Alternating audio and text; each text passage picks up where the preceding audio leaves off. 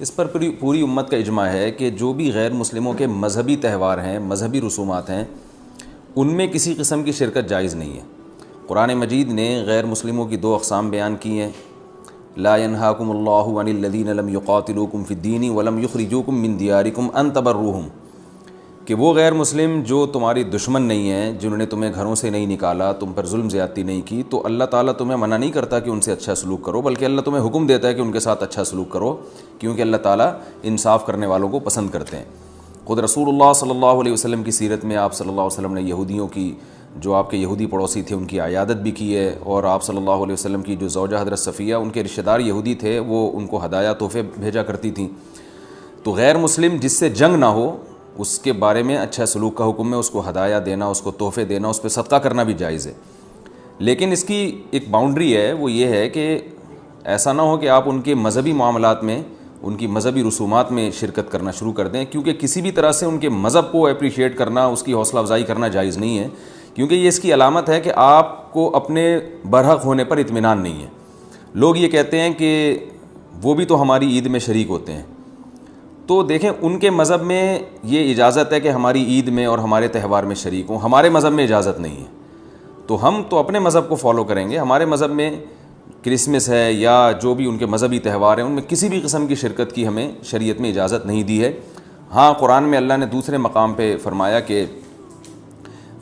اس کی گنجائش دی ہے کہ الا ان تتقوا منہم تقاہ، کوئی خطرہ ہو، اندیشہ ہو، آپ ایسی جگہ پہ رہتے ہیں جہاں غیر مسلموں کا غلبہ ہے،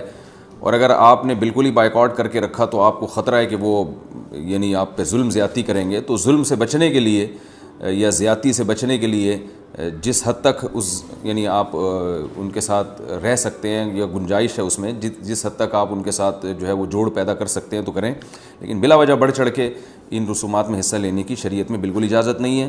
وجہ اس کی یہ کہ اگر آپ ان کے مذہبی تہواروں میں شرکت کریں گے اور تو یہ منافقت ہے، کیونکہ اسلام ایک طرف یہ دعویٰ کرتا ہے وَمَن يَبْتَغِي غَيْرَ الْإِسْلَامِ دِينًا فَلَن يُقْبَلَ مِنْهُ، اسلام کو اپنے برحق ہونے پر اتنا اطمینان ہے کہ وہ یہ کہتا ہے کہ دین برحق ان الدین عند اللہ الاسلام،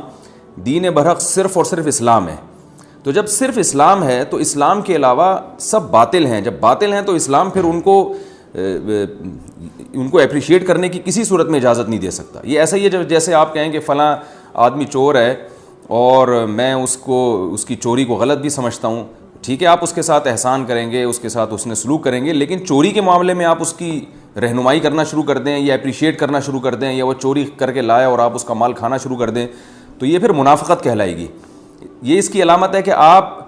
کے چوری کے بارے میں وہ جذبات نہیں ہیں جو ہونے چاہیے۔ تو اسلام نے غیر مسلم کے ساتھ حسن سلوک کا حکم دیا، مگر اس کے مذہب کے معاملے میں دو ٹوک بتا دیا ہے کہ کسی قسم کی مذہبی رسوم میں ہم ان کے ساتھ شریک نہیں ہوں گے، بائیکاٹ کریں گے، اور ہم یہ کہیں گے کہ لکم دینکم ولی دین، آپ کے لیے آپ کا دین ہے، ہمارے لیے ہمارا دین ہے۔ اور اس بارے میں صحیح حدیث بھی ملتی ہیں۔ حضرت انس بن مالک رضی اللہ تعالیٰ عنہ فرماتے ہیں کہ ہم مدینہ میں تھے، ایک خاص تہوار تھا جو شروع سے اہل عرب کا چلا آ رہا تھا، ہم وہ تہوار منایا کرتے تھے، تو آپ صلی اللہ علیہ وسلم نے ہمیں اس تہوار سے منع کر دیا، اور آپ صلی اللہ علیہ وسلم نے فرمایا کہ اللہ تعالیٰ نے ہمیں اس کے بدلے میں دو تہوار دے دیے ہیں، ایک عید الفطر اور عید الاضحیٰ۔ تو آپ نے یہ نہیں کہا کہ مسلمانوں کا تہوار عید الفطر اور عید الاضحیٰ ہے تو یہ بھی مناؤ، اور وہ پرانا جو آ رہا ہے چلو وہ بھی مناتے رہو، اس کو منع کر دیا، اور فرمایا کہ جب اللہ نے ہمیں بدلے میں اس سے اچھے تہوار دے دیے ہیں تو اب ہم ان تہواروں کو نہیں منائیں گے۔ تو تہوار کو منانا یہی ہوتا ہے کہ آپ ان کے ساتھ مٹھائی میں شریک ہو جائیں یا ان کے ساتھ رنگ رلیوں میں شریک ہو جائیں، کسی بھی طرح سے شرکت ہوگی تو وہ منانا ہی کہلائے گی، لہذا اس کی اجازت نہیں ہے۔